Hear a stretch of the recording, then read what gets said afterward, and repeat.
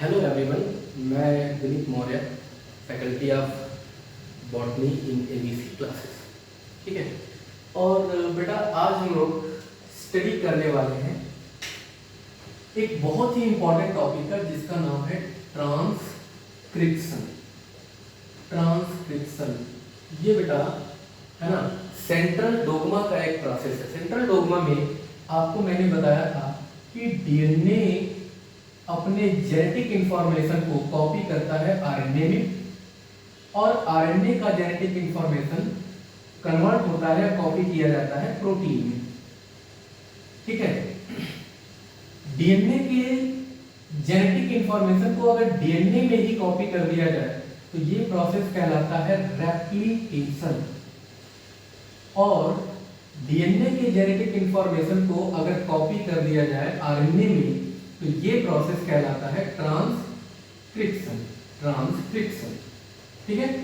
और अगर आरएनए के जेनेटिक इंफॉर्मेशन को कन्वर्ट कर दिया जाए प्रोटीन में तो this process is known as translation. ठीक है। यही हमारा क्या था, सेंट्रल डोग्मा, जिसको प्रपोज किया था क्रिक ने।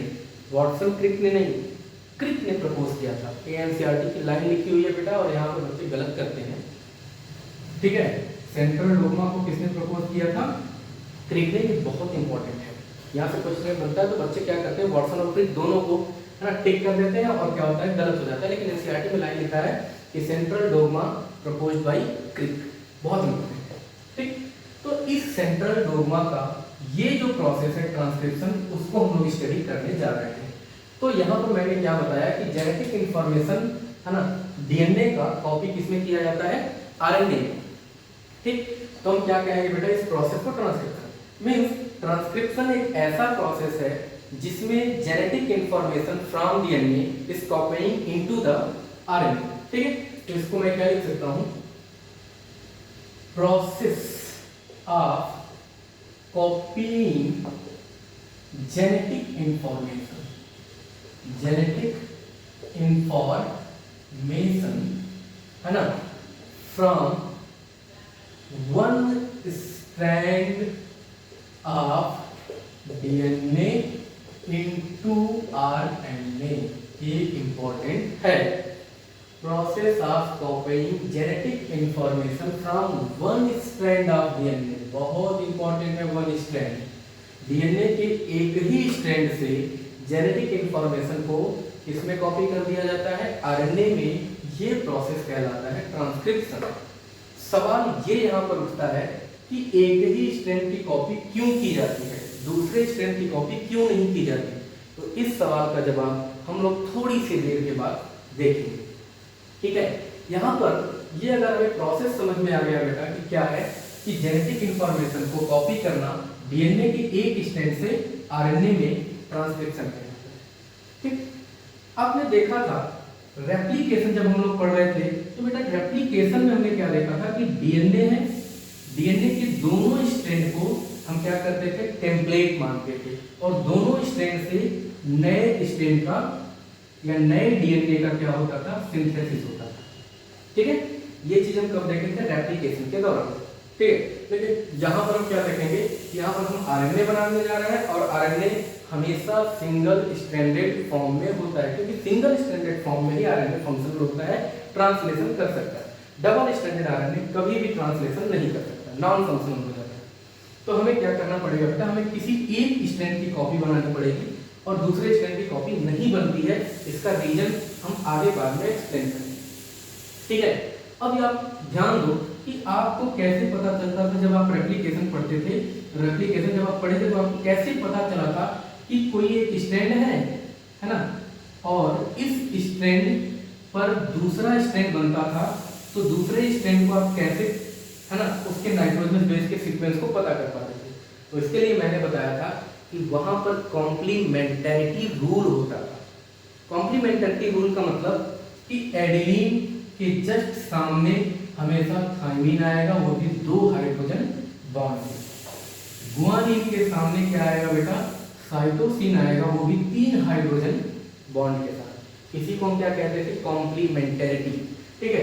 दूसरी चीज कॉम्प्लीमेंटरिटी में ये रखी जाती थी कि डीएनए का एक स्ट्रैंड अगर 5' एंड हो, 3' एंड हो, मतलब स्ट्रैंड की जो पोलैरिटी हो 5 to 3 हो, तो दूसरा स्ट्रैंड कैसा होगा, just anti parallel to first strand, मतलब यहाँ पर पोलैरिटी क्या होगी 3' to 5'। क्लियर? तो यही कॉम्प्लीमेंटरिटी यहाँ पर भी गवर्न होती है, ट्रांसक्रिप्शन के प्रोसेस में भी ये कॉम्प्लीमेंटरिटी क्या होती है, गवर्न होती है। तो हम यहाँ पर लिख सकते हैं कि है ना, हम यहाँ पे लिख सकते हैं कि प्रिंसिपल ऑफ, क्योंकि ये हमारे एनसीईआरटी की लाइन है बेटा, principle of complementarity govern in this process. कौन सा प्रोसेस, ट्रांसक्रिप्शन। इस प्रोसेस में प्रिंसिपल ऑफ कॉम्प्लीमेंटरिटी क्या करेगा, गवर्न करेगा। बस थोड़ा सा चेंज यहाँ पे रखना पड़ेगा हमें। क्या रखना पड़ेगा बेटा, कि जब हम डीएनए से आरएनए बनाएंगे तो हम कॉम्प्लीमेंटरिटी रूल के अकॉर्डिंग नाइट्रोजनस बेस के सीक्वेंस को लिखेंगे। जब भी हम डीएनए से आरएनए बनाएंगे बेटा, तो हम क्या करेंगे, डीएनए का जो नाइट्रोजनस बेस का सीक्वेंस है उसके कॉम्प्लीमेंट्री सीक्वेंस को हम लिखेंगे आरएनए में। लेकिन जहां पर थायमीन आना चाहिए वहां पर हम क्या लिख देंगे, यूरैसिल, क्योंकि थायमीन के जगह पर आरएनए में क्या पाया जाता है, यूरैसिल पाया जाता है। तो यहाँ पर एक एक्सेप्शन रहेगा। एक्सेप्शन क्या रहेगा बेटा, at the place of thymine क्या रहेगा, देयर विल बी यूरैसिल, है ना। थायमीन की जगह पर क्या रहेगा, यूरैसिल रहेगा। तो कॉम्प्लीमेंटरिटी रूल यहाँ पर गवर्न करते हैं। क्लियर? अब आगे हम लोग बढ़ेंगे। तो हम लोग जब आगे बढ़ते हैं बेटा, तो हम लोगों ने रेप्लिकेशन में क्या देखा था कि डीएनए का जो लेंथ होता है, मान लो डीएनए है ना, जितना बड़ा डीएनए होता है सारे डीएनए का रेप्लिकेशन होता है, मतलब पूरे फुल लेंथ ऑफ डीएनए का क्या होता है, रेप्लिकेशन होता है। वो अलग बात है कि आपने रेप्लिकॉन देखा था, हमने आपको बताया था कि रेप्लिकॉन होता है एक ही बार में एक जगह से स्टार्ट होकर के लास्ट तक नहीं जाता है, अलग अलग सेगमेंट का रेप्लिकेशन होता है, लेकिन पूरे फुल ऑफ लेंथ डीएनए का क्या होता है बेटा, रेप्लिकेशन होता है। यहाँ पर थोड़ा सा अलग है, डीएनए के फुल लेंथ का ट्रांसक्रिप्शन नहीं होता है, डीएनए के एक छोटे से सेगमेंट का ट्रांसक्रिप्शन होता है। ये बात बहुत इंपॉर्टेंट है, डीएनए के एक छोटे से सेगमेंट का ट्रांसक्रिप्शन होता है। इस छोटे से सेगमेंट का ट्रांसक्रिप्शन हो सकता है, इस सेगमेंट का ट्रांसक्रिप्शन हो सकता है, ठीक है। ऐसा नहीं, देखो इसका नहीं हो रहा है, मतलब ये ट्रांसक्रिप्शन में पार्टिसिपेट नहीं करेगा, ये पार्टिसिपेट नहीं कर रहा है। ये छोटे छोटे सेगमेंट हैं जो ट्रांसक्रिप्शन में क्या कर रहे हैं बेटा, पार्टिसिपेट कर रहे हैं। और यही को हम जीन कहते हैं। हमने पढ़ा था कि जीन क्या होता है, it is the smallest functional segment of DNA.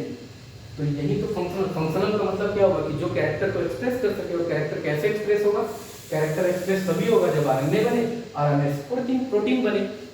तो ये अगर ट्रांसक्रिप्शन करेगा तो आरएनए बनाएगा, और आरएनए से क्या बन जाएगा, प्रोटीन बन जाएगा, और कैरेक्टर हमें दिखने लगेंगे, ठीक है। तो यही वो छोटा सा सेगमेंट है जो जीन का काम कर रहा है। क्लियर? तो ये बहुत इंपॉर्टेंट है कि छोटे से सेगमेंट, मतलब छोटे छोटे सेगमेंट का क्या होता है बेटा, डीएनए का, है ना, ट्रांसक्रिप्शन होता है। फुल लेंथ ऑफ डीएनए का ट्रांसक्रिप्शन नहीं होता है, और ये बहुत इंपॉर्टेंट है। क्लियर? अगर हम आगे बढ़े तो हम अगले स्टेप में ये सीखेंगे बेटा कि ये जो प्रोसेस है ट्रांसक्रिप्शन का कहाँ होगा, इसका लोकेशन क्या होगा, लोकेशन ऑफ ट्रांसक्रिप्शन, ठीक है। ये बहुत इंपॉर्टेंट है, ये भी पूछा जाता है, ये एनसीईआरटी में गिवन है, बाद में गिवन है, लेकिन हम यहाँ पर पहले ही देख लेंगे। जैसे कि हम लोगों ने सीखा था रेप्लिकेशन में कि रेप्लिकेशन बेटा कहाँ होता है, जहाँ पर डीएनए, क्योंकि रेप्लिकेशन क्या है, डीएनए से डीएनए की कॉपी बनाना रेप्लिकेशन। तो डीएनए से डीएनए की कॉपी कहाँ बनेगी भाई, मैं कह रहा हूँ, है ना, कि मेरे पास कोई सामान है और उस सामान का मुझे एक एग्जैक्ट कॉपी बनाना है, मतलब, है ना, और मैं यहाँ पर पड़ा हूँ किसी दूसरे शहर में, और दूसरे शहर में वो सामान मेरा पड़ा है। तो हम कॉपी उसका अगर बनाना चाहें तो कहाँ बनाएंगे, उसी जगह पे बनाएंगे कि इस शहर में बनाएंगे, जहाँ पर वो पड़ा होगा वहाँ बनाएंगे ना। तो बिल्कुल वही चीज़ है। तो रेप्लिकेशन हमने सीखा था कि प्रोकैरियोटिक सेल में साइटोप्लाज्म में होता है, यूकैरियोटिक सेल में डीएनए कहाँ पाया जाता है, न्यूक्लियस के अंदर। यूकैरियोटिक सेल में डीएनए और कहाँ पाया जाता है, माइटोकॉन्ड्रिया के अंदर। यूकैरियोटिक सेल में डीएनए और कहाँ पाया जाता है, तो आप कहते हो क्लोरोप्लास्ट के अंदर। तो जहाँ जहाँ डीएनए है वहीं वहीं पे क्या होगा, ट्रांसक्रिप्शन हो। तो मैं कहता हूँ कि प्रोकैरियोटिक सेल अगर हम प्रोकैरियोटिक सेल की बात करें तो प्रोकैरियोटिक सेल में डीएनए कहाँ होता है बेटा? साइटोप्लाज्म में होता है। कहाँ होता है? साइटोप्लाज्म। मतलब कि प्रोकैरियोटिक सेल के साइटोप्लाज्म में ट्रांसक्रिप्शन हो। क्लियर?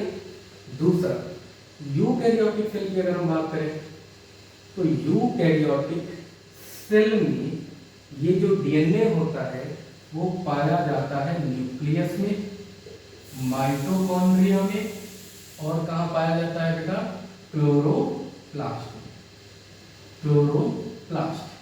तो क्या मैं ये कह सकता हूँ कि यूकैरियोटिक सेल में ट्रांसक्रिप्शन न्यूक्लियस के अंदर होता है, ट्रांसक्रिप्शन माइटोकॉन्ड्रिया के अंदर होता है, और ट्रांसक्रिप्शन क्लोरोप्लास्ट के अंदर होता है।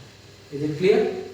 ठीक, आगे बढ़ा जाए। ये इतनी प्रोसेस समझ में आ गई कि process of copying genetic information from one strand of DNA to into RNA is known as transcription. इसमें भी प्रिंसिपल ऑफ कॉम्प्लीमेंटरिटी गवर्न करता है ना?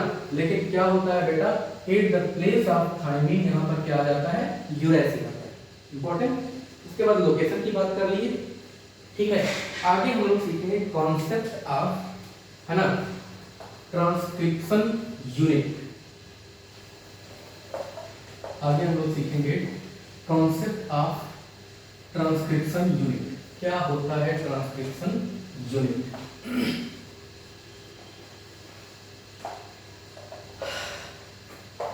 है ना? तो हम यहां पर सीखेंगे कॉन्सेप्ट ऑफ ट्रांसक्रिप्शन यूनिट। बेटा यहां पर हमें ये समझना है कि ट्रांसक्रिप्शन यूनिट क्या होता है।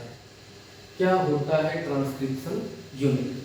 हम इसकी बात करें तो ट्रांसक्रिप्शन यूनिट हम उसे कहेंगे, किसे कहेंगे ये समझते हैं। डीएनए का वो फंक्शनल सेगमेंट जिसकी कॉपी बनने जा रही है आरएनए में, जिसकी जेनेटिक इंफॉर्मेशन की कॉपी बनने जा रही है आरएनए में, उसे हम कहेंगे ट्रांसक्रिप्शन यूनिट। ट्रांसक्रिप्शन यूनिट क्या हुआ? डीएनए का वो फंक्शनल यूनिट जो ट्रांसक्रिप्शन में पार्टिसिपेट करेगा। ठीक है? तो हम कह सकते हैं कि सेगमेंट ऑफ डीएनए, है ना, विच undergoing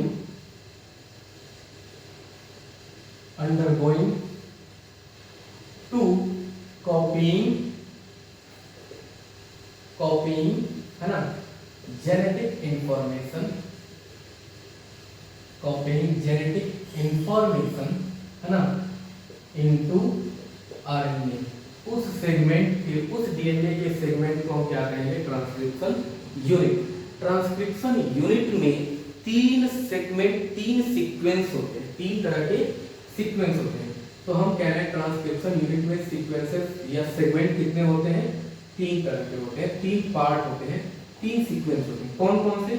एक को हम कहते हैं बेटा प्रमोटर, एक को हम कहते हैं स्ट्रक्चरल जीन, और एक को हम कहते हैं, है ना, टर्मिनेटर। देखो अभी हमारे पास एक कॉन्सेप्ट बचा है जो मैंने शुरू में बोला था कि वन स्ट्रैंड ऑफ डीएनए, ये बोला था ना, इसको मैं सिखाऊंगा। पहले आप ट्रांसक्रिप्शन यूनिट सीख लो, उसके बाद मैं सिखाऊंगा कि क्यों एक ही स्ट्रैंड से मतलब इंफॉर्मेशन को कॉपी की जाती है, ये मैं सिखाऊंगा। पहले ये समझो कि प्रमोटर, स्ट्रक्चरल जीन और टर्मिनेटर। समझो मैं कह रहा हूं कि बेटा मेरे पास ये क्या है? मेरे पास ये डीएनए है, ठीक है। मैं क्या कह रहा हूं, इस पूरे बात को मैं समझाने की कोशिश कर रहा हूं। मेरे पास ये डीएनए है, डीएनए का ये इतना सेगमेंट जो है वो क्या करने जा रहा है? ट्रांसक्रिप्शन करने जा रहा है। तो इस सेगमेंट को हम बोलेंगे transcription unit. This segment is known as transcription, है ना, यूनिट। इस सेगमेंट को हम कहेंगे ट्रांसक्रिप्शन यूनिट। और इस ट्रांसक्रिप्शन यूनिट में तीन टाइप के सीक्वेंस होते हैं। कौन कौन से? इस सेगमेंट को हम निकाल लें, चलो इसको हम सीधा सीधा ऐसे बना रहे हैं, है ना। तो मैं कह रहा हूं कि one strand of DNA this one and this one other strand of DNA, दो स्ट्रैंड। बेटा यहां पर एक ऐसा सीक्वेंस होगा जिसको हम कहेंगे प्रमोटर। इधर साइड में एक ऐसा सीक्वेंस होगा, अभी देखो मैं पोलैरिटी यहां पे नहीं लिख रहा हूं, पोलैरिटी मैं बाद में सिखाऊंगा। यहां पर एक ऐसा सीक्वेंस होगा जिसको हम कहेंगे टर्मिनेटर। प्रमोटर और टर्मिनेटर के बीच में जो डीएनए का सीक्वेंस होगा उसे हम कहेंगे स्ट्रक्चरल जीन। तो क्या हमें समझ में आ रहा है ना, कि एक सेगमेंट डीएनए का जो ट्रांसक्रिप्शन में पार्टिसिपेट करने जा रहा है उसे ट्रांसक्रिप्शन यूनिट कहेंगे, और इस ट्रांसक्रिप्शन यूनिट में कितने सीक्वेंस होंगे, 3 सीक्वेंस होंगे, प्रमोटर, स्ट्रक्चरल जीन और ट्रांसक्रिप्शन। ठीक है, अब देखिए यहाँ पर ट्रांसक्रिप्शन में आप जब रेप्लिकेशन पढ़ रहे थे तो रेप्लिकेशन में देखे थे variations of enzyme, there are different type of enzymes involved in the, है ना, रेप्लिकेशन में डिफरेंट टाइप के एंजाइम्स क्या हो रहे थे, इन्वॉल्व हो रहे थे। यहाँ पर बेटा एक तरह का एंजाइम इन्वॉल्व होता है, बात सिंगल एंजाइम, है ना, सिंगल टाइप का क्या होता है, एंजाइम इन्वॉल्व होता है, और उस एंजाइम का नाम है आरएनए पॉलीमरेज। अभी समझो, आरएनए पॉलीमरेज मतलब एक ऐसा एंजाइम जो राइबो न्यूक्लियोटाइड का पॉलीमराइजेशन करेगा, उसे हम क्या कहेंगे, आरएनए पॉलीमरेज। जब मैं रेप्लिकेशन पढ़ा रहा था तो आप लोगों को डीएनए पॉलीमरेज बताया था, और मैंने बोला था कि वो डीएनए डिपेंडेंट